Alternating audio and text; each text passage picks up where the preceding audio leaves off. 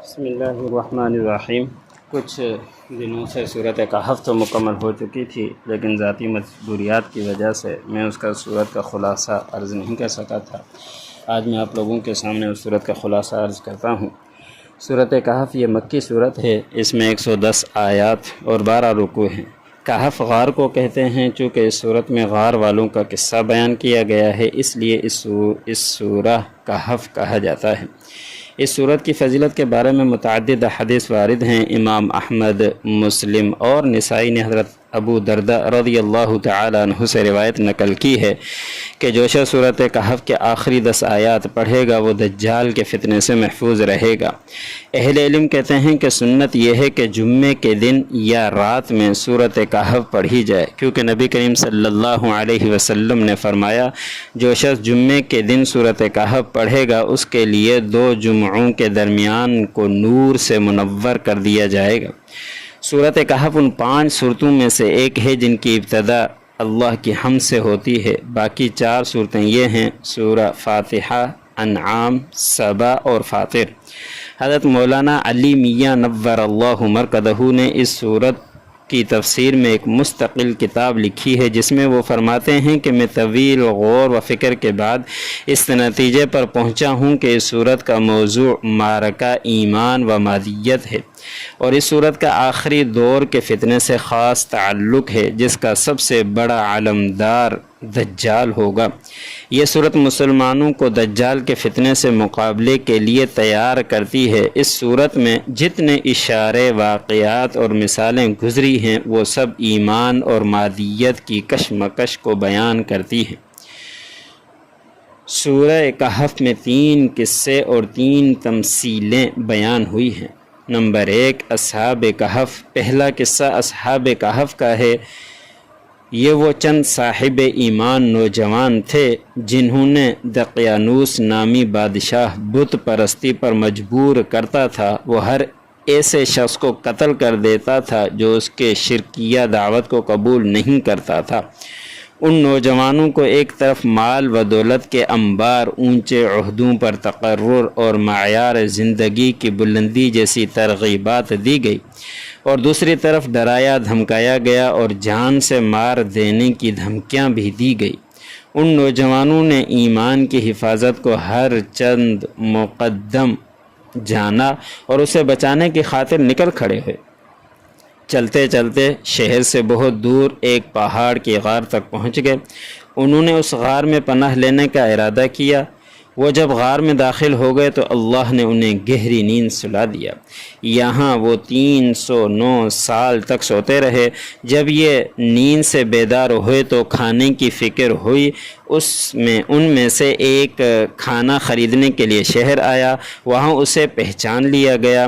3 صدیوں میں حالات بدل چکے تھے۔ اہل شرک کی حکومت کب کی ختم ہو چکی تھی اور اب موحد برسر اقتدار تھے۔ ایمان کی خاطر گھر بار چھوڑنے والے یہ نوجوان ان کی نظر میں قومی ہیروز کی حیثیت اختیار کر گئے۔ اس قصے سے یہ سبق حاصل ہوتا ہے کہ مومن کو ایمان کے سلسلے میں بڑا حساس ہونا چاہیے، اور اگر خدا نخواستہ مادیت اور ایمان دونوں میں سے کسی ایک کے انتخاب کا مرحلہ آئے تو اسے بہر طور ایمان کی حفاظت ہی کو ہر مادی چیز پر ترجیح دینی چاہیے۔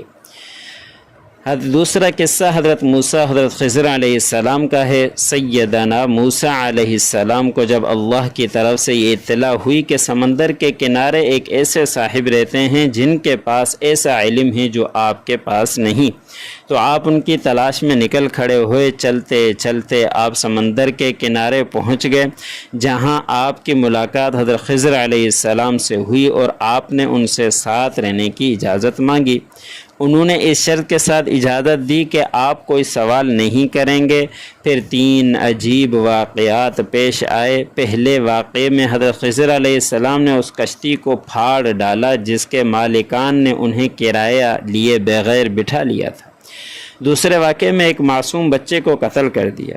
تیسرے واقعے میں ایک ایسے گاؤں میں گرتی ہوئی بوسیدہ دیوار کی تعمیر شروع کر دی جس گاؤں والوں نے انہیں کھانا تک کھلانے سے انکار کر دیا تھا۔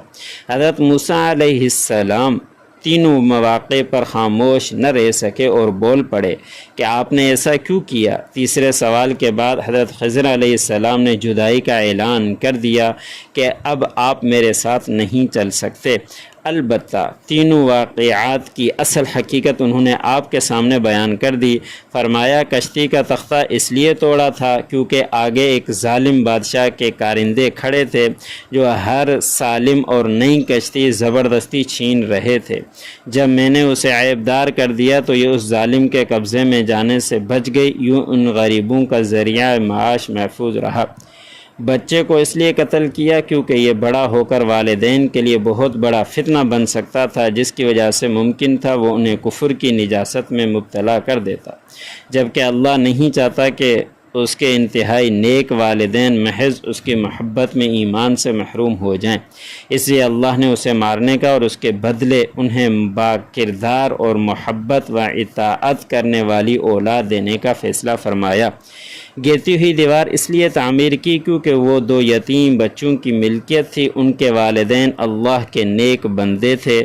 دیوار کے نیچے خزانہ پوشیدہ تھا، اگر وہ دیوار گر جاتی تو لوگ خزانہ لوٹ لیتے اور نیک والدین کے یہ دو بچے اس سے محروم ہو جاتے۔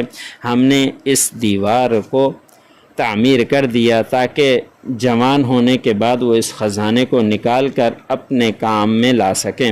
حضرت موسیٰ اور حضرت خضر علیہ السلام کے واقعے سے ہمیں یہ سبق ملتا ہے کہ ہمارے سامنے شب و روز جو واقعات پیش آتے ہیں، کسی کو جوانی یا بچپن میں موت آ جاتی ہے، کوئی حادثے کا شکار ہو کر زخمی ہو جاتا ہے، کسی کی عمارت گر جاتی ہے، کسی کا چلتا ہوا کاروبار ٹھپ ہو جاتا ہے، تو ان واقعات کے پس پردہ وہ بڑی عجیب و غریب حکمتیں اور حقائق پوشیدہ ہوتے ہیں۔ اس دنیا کے ظاہر اور باطن میں بڑا اختلاف ہے۔ انسان کی نظر ظاہر میں الجھی رہتی ہے اور باطنی رازوں کے ادراک سے اس کی عقل قاصر رہ جاتی ہے۔ یہ قصہ مادیت کے ان علمداروں کے تردید کرتا ہے جو ظاہری کو سب کچھ سمجھتے ہیں اور اس کے پس پردہ کسی حکیم و خبیر کی حکمت کے وجود سے انکار کرتے ہیں۔ تیسرا قصہ ذوالقرنین کا ہے، لیکن اسے انشاءاللہ ہم 16ویں پارے کے اہم مضامین میں ذکر کریں گے۔ ان